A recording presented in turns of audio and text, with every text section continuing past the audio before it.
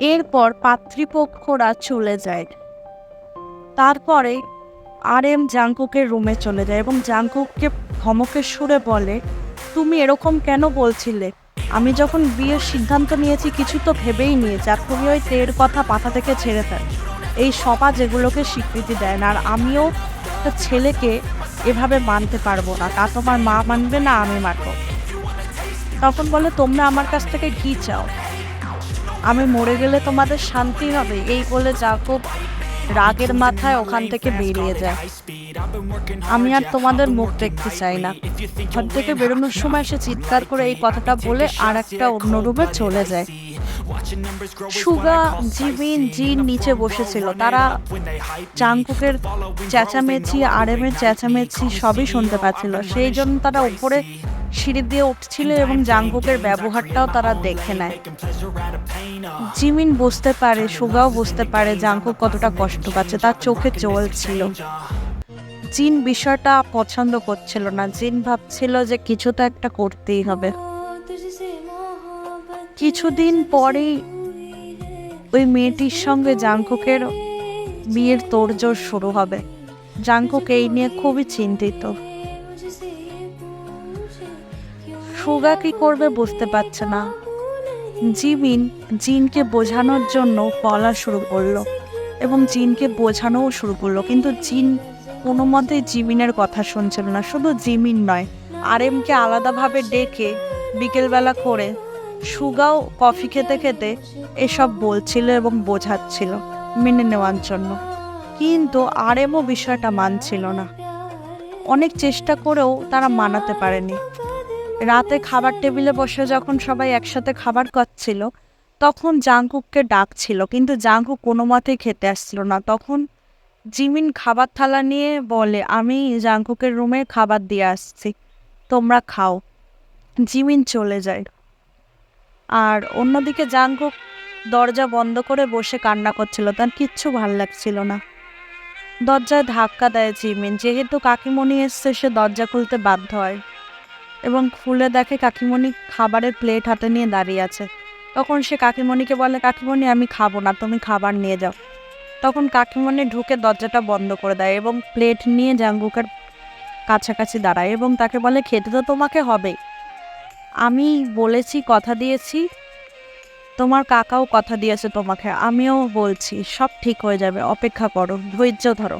আর কবে ঠিক হবে কাকিমণি? আমি এসব কিভাবে সহ্য করব? তুমি দেখতে পাচ্ছ না বিয়ের জন্য কত তাড়াতাড়ি ওরা তোড়জোড় করছে? এরকম চলতে থাকলে তো আমার বিয়েটা হয়ে যাবে, আমি মরেই যাব। তুমি কি চাও কাকিমণি, আমি মরে যাই? না জাংকুক বাবা, এরকম কথা বলে না, আমি যখন আছি সব ঠিক করে দেব। এখন আপাতত খেয়ে নে, কান্না করিস না। আমাকে তের সাথে কথা বলা, আমি তো তেকে দেখিনি বা কথা বলিনি, আমি ওর সাথে কথা বলতে চাই।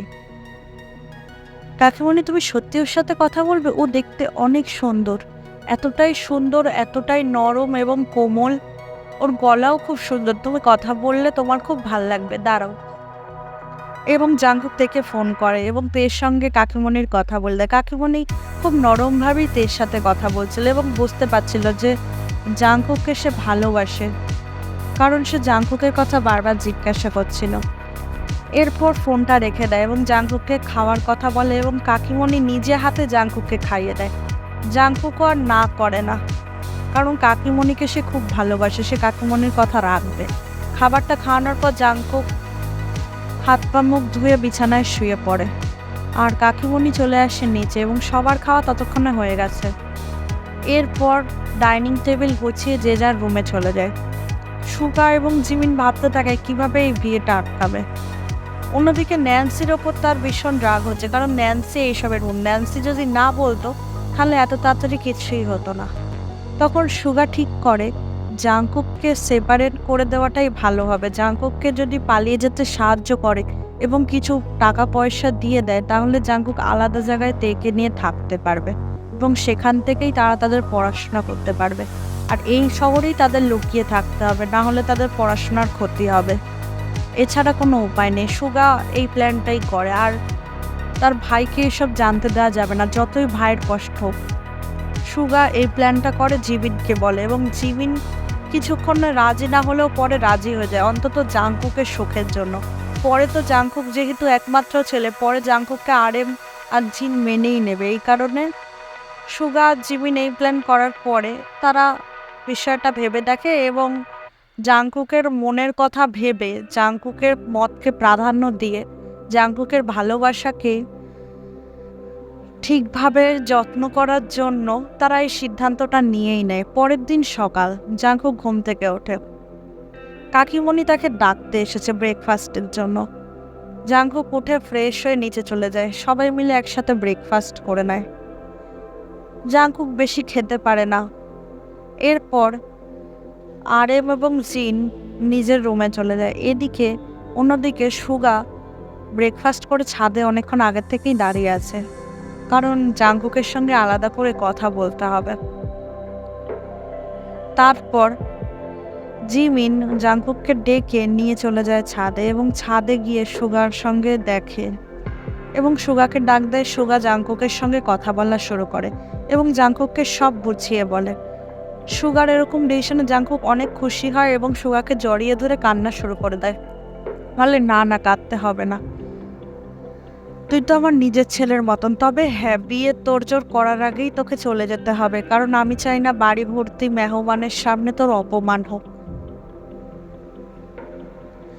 বলে রাখা ভালো, তারা বিয়েটা গ্রামের বাড়িতে করার জন্য সেখানেই যাবে বলে ঠিক করেছিল।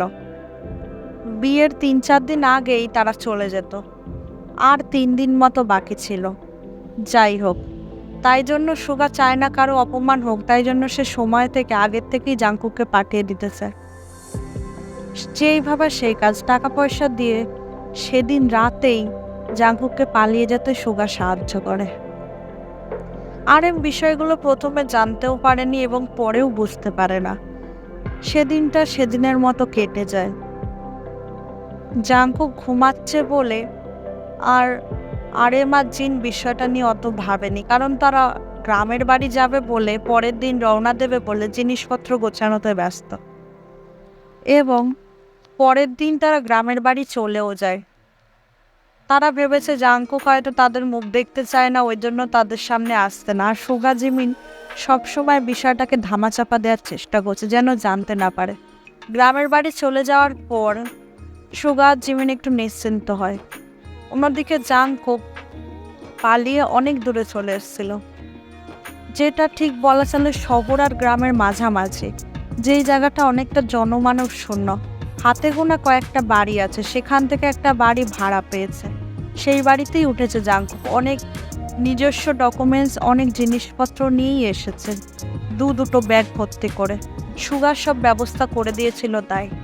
এবং সে তেকে ফোন করে এবং তেকে ফোনের মধ্যে সবটা বলে এবং বলে, তুমিও তাড়াতাড়ি চলে আসো, আমি অ্যাড্রেস পাঠিয়ে দিচ্ছি। এবং তেকে অ্যাড্রেস পাঠিয়ে দেয়। তে সেই মুহূর্তেই রওনা হয়ে যায়। এরপর বলে রাখা ভালো যে জাংকুক ফোনটা চেঞ্জ করেছে, কারণ সে মা বাবার সাথে এখন যোগাযোগ করতে চায় না। এরপর গ্রামের বাড়িতে বিয়ের আয়োজন তো শুরু হবে, কিন্তু আরএম সুগাকে ফোন করে বলে জাংকুককে তাড়াতাড়ি নিয়ে চলে আসতে। সুগা কিছু বুঝতে পারছে না যে সে কি বলবে। সে যে কাজটা করেছে সেটা শুনলে তার ভাই তো তার উপর খেপে যাবে।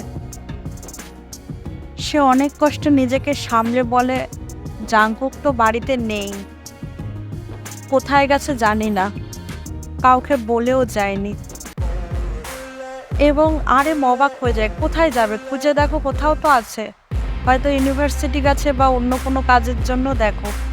না ভাইয়া, সব জায়গায় খুঁজেছি কিন্তু জাংকুক নেই। আরএম অবাক হয়ে যায়, বলে, ঠিক আছে, আমি দেখছি, আমি জেহোককে ফোন করে জানাচ্ছি, সে খোঁজার ব্যবস্থা করবে। যেই ভাবা সেই কাজ। আরএম জেহোককে ফোন করলো এবং জেহোককে বলল খুঁজে পাওয়া যাচ্ছে না। যেও ভাবলো উদাও হয়ে গেল নাকি। সে খোঁজ চালানোর জন্য লোক ভাড়া করলো এবং তাদেরকে বললো তাড়াতাড়ি জাংকুক খুঁজে বের করতে। আর জাংকুকের খোঁজ চলতে লাগলো, কিন্তু জাংকুককে আর কেউ খুঁজেই পাচ্ছে না।